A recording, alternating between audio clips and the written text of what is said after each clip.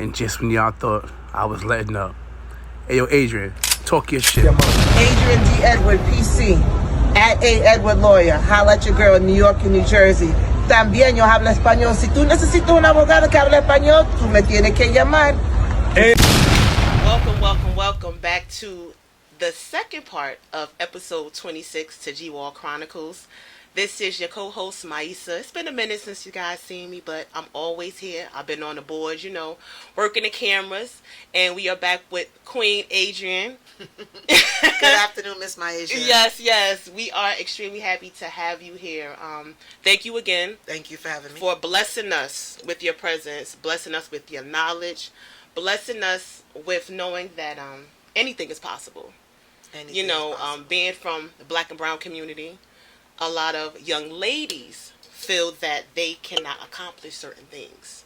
And the fact that you stated that you got pregnant in 11th grade, graduated high school, went on to community college, went on to a 4-year university, went on to law school, and graduated and walked across the stage with your son, hand in hand. That is a powerful, powerful story. You know what I mean? So I just want to say congratulations on the 31-year mark tomorrow. Thank you so much. As being a lawyer, because, that's big, So I want to ask you, what would you say to young Adrian when she walked across that stage and tomorrow to be the 31 years that you took the oath? What would you say to her? I would say to her, stay true to yourself. Work hard on your dreams, develop your craft, never change who you are, and most of all, never let somebody's opinion of you control and define your destiny. That's a powerful one. That's a powerful one because a lot of young ladies, I'm going to say young ladies because you guys talked about the fellas, I'm going to say young ladies because a lot of us are easily influenced. And being a lawyer, have you seen any situations with any cases that there were some ladies who were influenced into doing some things that they didn't want to, and they took a case for somebody else? Have you ever represented I've seen a situation where I represented, generally speaking, for whatever reason, the majority of my clients are male, but I've represented women at times, but for whatever reason, most of my clients are male. But I did represent a female, and she was selling drugs for her boyfriend, and she got arrested. I think they were coming. I remember the details. I don't want to comment on it too much, but just what I could remember was that she had like her hair in an updo, and she had like the drugs in her hair. Ooh. She had the drugs in her hair. So basically, the man, I think she was in an abusive relationship, and he was making her to transport the drugs, and she would have the drugs in her hair. So I've seen that happen. So that was kind of like, oh, okay. Whoa, in your hair. So that's kind of like when you transport drugs when you're going through the airport, and they're like, okay, that's like that. All right. So after 3 decades, 30 years of fighting for others in the courtroom, what personal battles have you had to fight within yourself to become the person you are today? Personal battles, just, making sure always staying true to myself and working hard because, people can write, say negative things about you or, you get into certain situations. So in terms of personal battles, I know for me that, somebody says something, instinctively you may want to react, but you always, sometimes it's a struggle because sometimes people can get quick with their mouth. And, because I travel a lot and I go to a lot of different courts. So I've gotten to, Hudson County is my home county, even though I'm from New York, but Hudson County is my home county and my office is in Jersey City. So I generally go to the whatever county is the furthest where I have court and come to Hudson County after. So, I come to court and, sometimes people say or comment, well, what time I got here? And so I'm like, wait a second, time out. Especially for the prosecution, all you have to do is come into the building and you go from your office to the floor where your court is. You sit in there all day. By the time I come into this courthouse, I've already been in two counties or 3 counties. Sometimes I'm in 2 different states, New York, New Jersey, or 2 or 3 different counties. You don't have anything to say unless you're sitting on that bench, and you got on a black robe. If you don't have a black robe, don't say nothing to me. Anything to me. So in terms of a personal struggle, I have to make sure that, you know, people have something to say, and like I hear what they say, and then I comment appropriately, always professionally. But don't make any comment about what time I'm coming in here, because you're not wearing a robe. And second of all, I'm not punching the clock. And third and most importantly, you're not signing my check, because the checks get written by Adrian D. Edward to Adrian D. Edward. Esquire, okay? Esquire. Okay. Like the young that. people. Okay. Like the young people say. Okay? Yes. Okay. If that's not a read, honey. Okay. Yes. And I'm going to say this really quickly. What I really admire about you, I just met you for the first time today. Your confidence is like, you can feel, honestly, you can feel it, because I'm an ultrasound tech. I've been in the medical field a long time. And I've been around multiple people who have doctors, lawyers. I've been around a lot of people, and a lot of people aren't confident of who they are, especially in their careers, you know. So kudos to you for that. Thank because you can feel that, and you're confident because you're knowledgeable, you know your shit. You know, and people fear that confidence. People are intimidated by that confidence. In any of these courtrooms that you have been in, now I'm going to come from a female aspect, have there been any female lawyers who have tried to test you at times, as you kind of had to sit back and say to yourself, okay, let me get myself together before, because I'm still a lawyer. I'm a woman, but I'm a lawyer, so let me... So I can answer that in two different ways. Okay. I had a situation with a prosecutor, and the prosecutor got like quick with her mouth, and it was a little bit crazy, and I'm like, I didn't always have an ESQ at the end of my name. You understand? So we're going to still stay respectful and be professional. So we're not here to like each other, but we have a job to do. And then a lot of times, in terms of whenever I see somebody that looks like me, right, let's face it, this is a white male-dominated field, right? It's a white male-dominated field. And so, especially as a woman of color, maybe I should work in the private, you know, like in the public sector. Not many of us in the private sector as private defense attorneys. So when I see somebody, especially that looks like me as a sister in the courtroom, I'm like, well, who was that? Or, you know, they don't know me, I may approach them and say, hey, how are you, X, Y, and Z. And then, you know, sometimes they like, you know, like this kind of pull away and they don't know who I am. And I say, you may, and, you know, I don't talk about myself. I'm like, oh, you may need to ask somebody who I am, because I'm somebody that you need to know. Okay? That's that fucking... Hey, yo. What is your sign? Capricorn, the best sign in the Listen, zodiac. oh my goodness. That big energy, I love it. Oh my goodness. I'm sorry. It's just, I love it. I love the big energy, because people need to see that, you know, especially as a black and brown woman. Our young ladies need to see this from us. They need they need to see that, honey, you can do what you want to do and still be confident in it. Don't let anybody else intimidate you. Know your stuff, because people are intimidated by us just because of the way we look. That's true. Just because of the color of our skin, and because we are females. And when they see us coming, we stand tall, heads up, and we are knowledgeable. That right there is deadly for them. Yes, ma'am. So they will approach us and treat us in a certain way as to kind of battle us. Like, you want to battle? I got you. I'm going to show you what this is about. So, you giving me a lot of good energy. And ladies, let me tell y'all something. Everybody that's paying attention, pay attention. Because the things that she's talking about, the things that she's saying, her demeanor, her personality, the confidence, are things that we need to see people like that. Because on what's on TV right now, what's on social media, what's going on, they're not seeing enough of you. They're not seeing enough of me, you know, and the fella's not seeing enough of Eric, you know what I'm saying? So this is why I keep saying this. I'm going to keep giving you your flowers in this way, because it's not done enough for women like you. You know what I mean? It's not. You're welcome. It's not done enough. You know. So as a young mom, many young mothers feel like their circumstances have already written their future. What moment in your life proved that your story was bigger than your struggle? What moment? You know, my story was bigger than my struggle. Me, not just graduating from law school, but the day I took the oath. The most important people to me in my life was present when I got sworn in as an attorney. Wasn't, I don't want to be emotional. One was my mother, and the other one was my son. And I remember when I took the bar and they put the results in the law journal, and they had all of the names in the law journal of the people that got it, past the bar. And I remember reading it, and I didn't see my name on the paper, and I'm like, well, I didn't see my name in the paper, and I had called like whatever place you had to call, and I'm like, the announcements came out in the law journal, and I didn't see my name, and they were like, oh, you did pass the bar. We have a swearing in today, and I think it was like it was somewhere, it was like far, but they said we have a swearing in today in Middlesex County Courthouse. Can you go? And I'm like, I went with my mother and my son.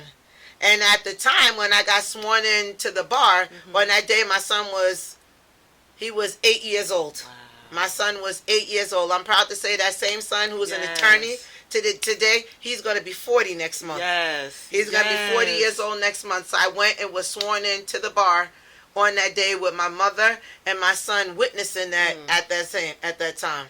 That's when my story was bigger than the struggle to get there, because it was definitely a struggle to get there. Yes, that's a big story. So with that experience and that being your story, what's the message that you want to share as a motivational speaker? Because from what we spoke about, that is the next phase that you want to go to in your life. So my next phase that I want to go to in life, I definitely want to be a motivational speaker, and I want to talk about overcoming obstacles, because don't let somebody else write you off. You are the creator of your destiny. And I'm speaking directly to my young mothers out there. I was a young mother. The TV, I believe the way that they portray us, they want to glorify. I'm not here glorifying teen pregnancy, so I want anybody to be confused. I want to let you know that, yes, that's what happened. And obviously that may not have been my plan. That actually was not my plan. And I know many of you that wasn't your plan. But whatever your goal is in life, my goal was to be an attorney, and whatever I had to do, I was going to be an attorney. My determination would not have let that go to the side. So don't let society, social media, and all this other kind of stuff tell you that you can't achieve something. Nobody's going to tell me what Adrian can and can't do. I wanted to be an attorney. What do I have to do to get there? I'm going to be an attorney, and that's his story done. So I just want to say this.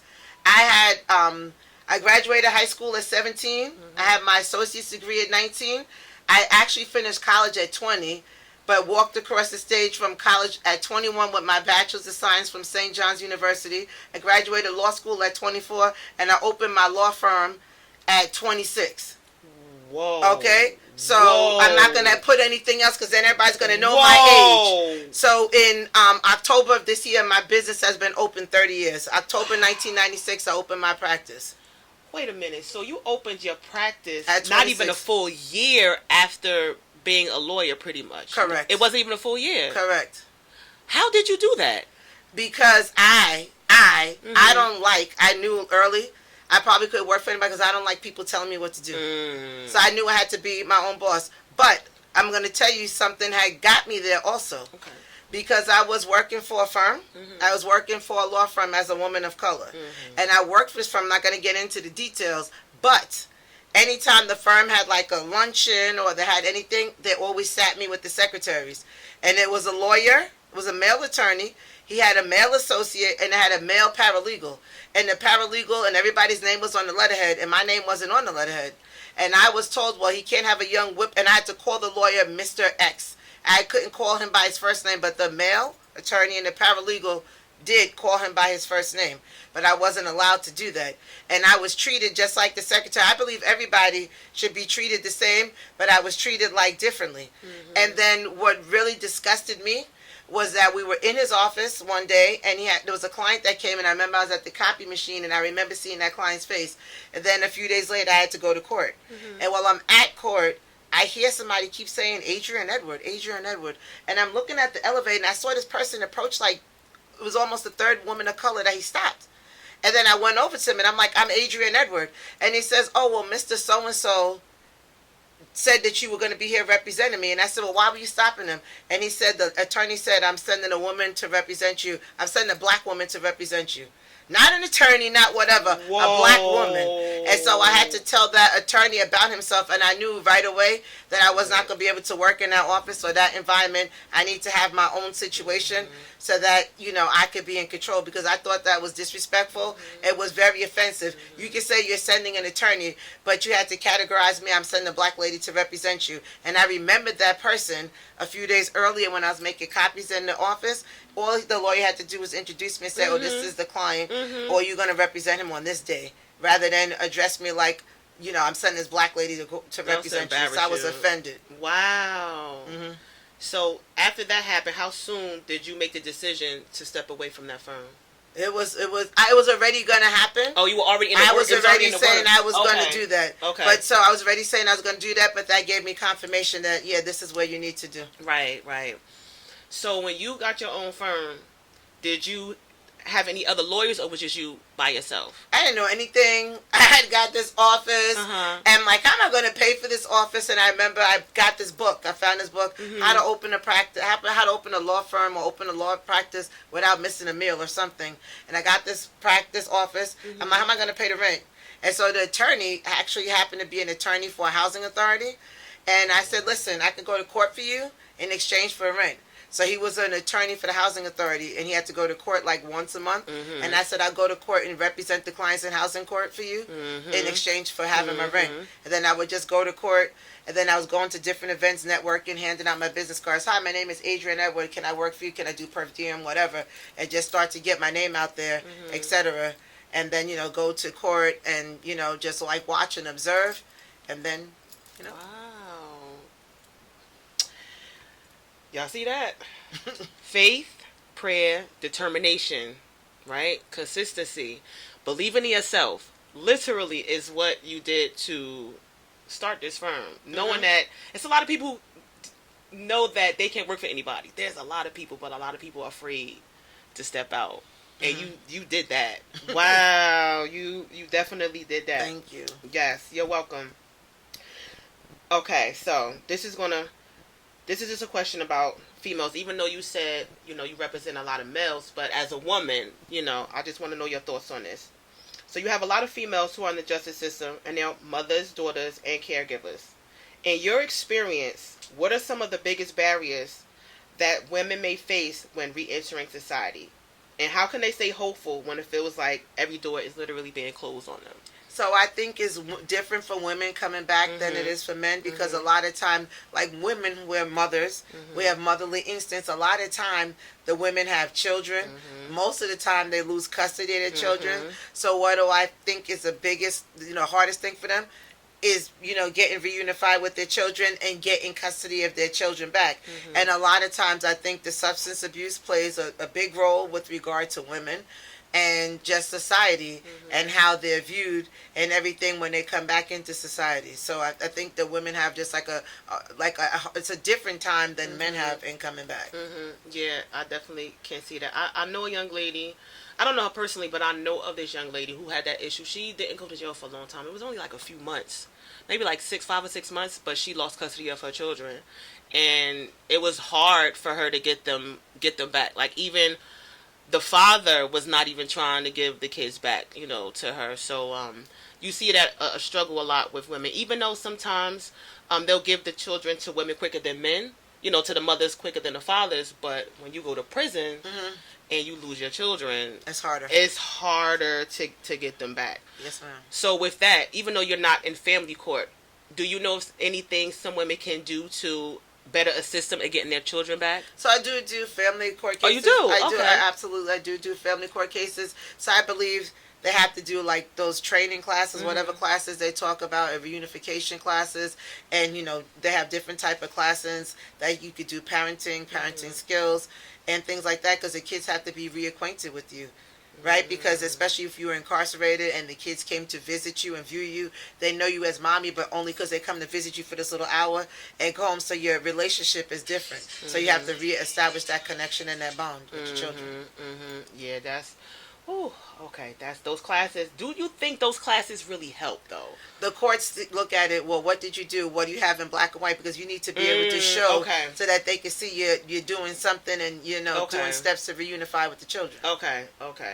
because you don't really hear people. I really don't hear mothers saying that they're taking these classes, or if they're taking them, it's not really helping. So that's why I asked you, do you think that they really help? But like you said, it needs to be in black and white. Right, correct. Sometimes, a lot of times, they're court ordered.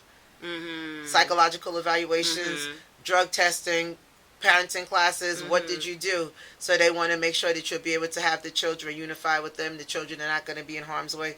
And always in family court, the rule is what's in the best interest of the children. So that's paramount. Okay. Now in family court, have you seen situations where the mom was doing well, she was following all the guidelines, she's getting better, but they still did not give her the children?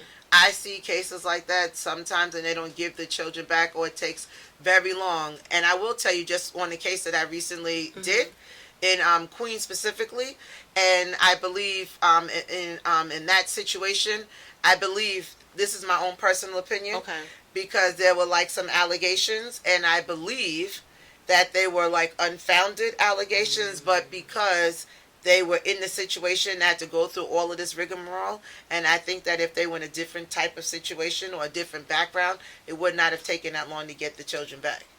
Really? Oh. What's the longest that you've seen it took someone to get their children back? Well, I can't answer that question because it depends. It depends on circumstances, why the child was taken away, why you separated from the kids, what your role was, allegation against you, if it was against you or somebody else in your household. So I think it's situational. So I can't really answer that question. Okay, so I'm just going to ask this then. Has there been a case that you have seen where the parent has come home and they've done what they needed to do, and it's 2-3 years later, and they still don't have the child? Have you seen any cases like that? Well, once they came home. Well, it depends, right? Because if the kids are in family court, because you have kinship, legal guardian, because always the goal should be reunification, unless they're looking for kinship, legal guardian. It depends on what is the goal of the division, like DCP&P, Child Protection Services. You know, it depends on what the goal is. That depends on what the goal is. If it, it should always be unification, but sometimes it's for kinship, legal guardian, like to get another family member to take the guardianship of the child. So I believe in what the goal is kind of determines the track that the mother's going to be on in terms of reunification with her children. Okay. Wow. All right. So as a woman who transformed your own challenges, you change them into purpose, and being a teen mom, I won't say you turned your pain into purpose, but a situation that was not planned, you turned it into something very purposeful, and into something that's lifelong, into changing and helping other people change their lives. What would you say to a woman sitting in a prison cell right now today who feels like her life story is over? I would tell you that your life story is not over. You need to pick yourself up, dust yourself off, and say, okay, what am I going to do? What's the next phase of my life? I'm here right now. I'm incarcerated. This time is going to be over. What's my 1-year plan, 2-year, 5-year plan? I believe everybody has a plan. You must have a plan, because if you fail to plan, then you plan to fail. So what are you going to do when you get out of here? You must have a plan, because if you don't, you're destined to either repeat or get home and don't have a plan. Everybody has a purpose. What is your purpose? What is your purpose? Yes. And so while you're sitting in these cells, I think Pesos and I was talking about this the other day. While you're sitting in this cell, what are you planning? What are you doing? What are your goals? Are you just sitting here, woe is me? Are you sitting here crying every day? Are you sitting here praying, mapping out a plan, trying to figure things out? What's my next steps? Because everybody doesn't do that, so that's a big thing. You still have to prep and plan, even though you're in the cell. It's life after this. Life is what not that I have bad grammar. Life be lifing, right? Yeah. So if you're not planning, you have to plan whether you're in custody or you're not. Just today in society, you have to plan. Even as an attorney with a business, I have to have a plan, because if I don't have a plan, my business is going to get left behind. We have AI, we have the internet, we have social media, we have this, we have that. If you're not considering or constantly thinking of ways to keep yourself current and etc., you're going to get left behind. Even I as an attorney. So everybody has to do that. I agree 100%. All right, so this is my last question, and this is relative to just our people in general. If you could change one thing about how society views us with criminal records, what would it be, and why do you believe so many people underestimate the power of redemption? I think, let me answer it in the reverse. Okay. I think people underestimate the power of redemption because just society-wise, people think of us. We have to go back, how my answer is, you have to go way, way back. What we've been talking about slavery, right? They enslaved us and said, you can't read. We don't want you to read. I think today that people are still slaves, right? Yes. You got slaves to different things, right? So they took the shackles off, but many people are still slaves, right? So let's just talk about it. That's the first thing. The slave mindset. Right? So what's the mindset? What is your mindset? So you have to have the right mindset, because if not, so that's when people talk about redemption, I think that the way we are viewed. And so that plays a big part of it. And I'm sorry, can you repeat what was the other part of your question? The first part, because you answered it backwards. I did answer it backwards. Yeah. If you could change one thing about how society views us with criminal records, what would it be? I would like, people are people. People are people, and I don't think that should, be a controlling factor and you hire this person for a job. I don't think that's something you could look into. But did this person, did they learn from this situation? Did they learn from this mistake? Are they employable? Are they teachable? When we talk about like sports, I like to relate a lot of things to sports. Is this person coachable? Can I coach them? So is this person employable? Can they be employed? So it's kind of like the same thing. So I would like, even if you have a record or you don't, like if we're able to like just look at people like on their face, don't lump everybody up. In society, don't say, well, this person can't do this because this happened. Judge each person as an individual. And so I would like to see that happen, whether criminal record or not, that you be judged individually. Yourself, like on your merits, on your own merits. I agree. I definitely agree with that. Yes. Wow, you have given us some amazing gems. You dropped some great knowledge. Let the people know how they can find you. So, in New York, my office front number is 347-997-3811.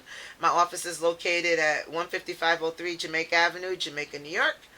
Right in a block away from Family Court in Queens, accessible by the buses, New York City buses, transit, and Long Island Railroad. In New Jersey, I'm located at 101 Hudson Street, Suite 2100-4996, in Jersey City, New Jersey, 07302. Phone number is 201-420-8850.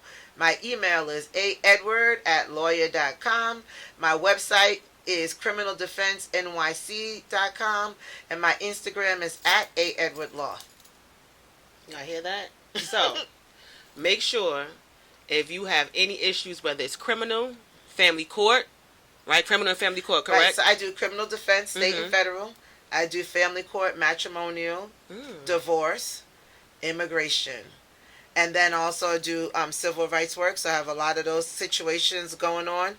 So when the first part of the segment, they asked, was there a case that you wanted? I said I wanted that case with the guy in the liquor store when he was getting. I'm like, yeah, I want that case. Yes. And I mean, can I say this on the air? I'm going to say this on the air. Say it, yes. I'm going to say it. See how Ben Crump goes around the world and he does all those civil rights cases? I want to be the female Ben Crump. Yeah. I want to be the female Ben Crump representing this case. But I don't want to be the female Ben Crump. I want to be Adrian Edwards. I want to be the female Adrian Edwards doing those civil rights cases, traveling the world doing those. That's what I would like to do. Yes. So you guys hear that? First of all, shout out to Ben Crump, because so now that I know that you are into this, because I tag at Ben Crump at his law firm on certain cases, because sometimes people aren't aware. So now I can start tagging you. There's a lot of things going on out here, and they need you.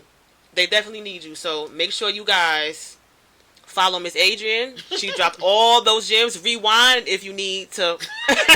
Just go back just 10 seconds, 15 seconds. It's okay. We just want to say thank you again for coming on our platform.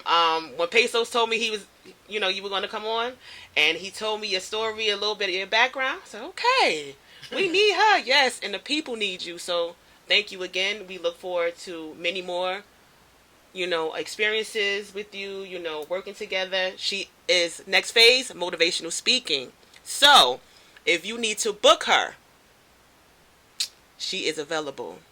She is available for bookings. We're going to get this party started right now. Yeah, we don't play around on G-Wall Chronicles because the reform is here. It's needed. There's no need to wait. What are we waiting for? These people, they've been in prison 10, 15, 25 years. There's no more waiting, so let's get it going. Episode 26, G-Wall Chronicles. Make sure you like, follow, and subscribe. It's your co-host, Maisa. We got Pesos over there on the boards. We got Queen Adrian. And we're out. Thank you for having me. Peace. Yes.